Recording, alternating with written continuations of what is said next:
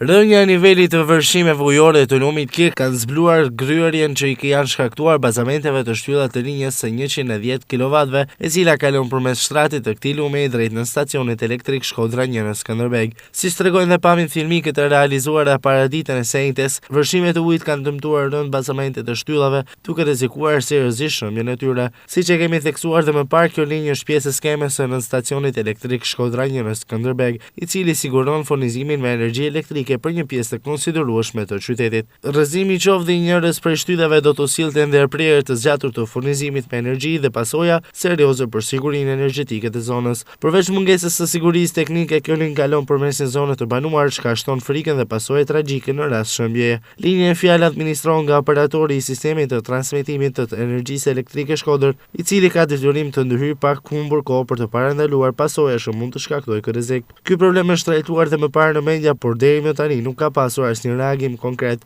Në kushtet e rreshjeve të dimrit dhe vërshimit ujore të lumit Kirk, rreziku për shëmbjen e shtyllave rritet ndjeshëm dhe është nevojshme ndërhyrja parandaluese.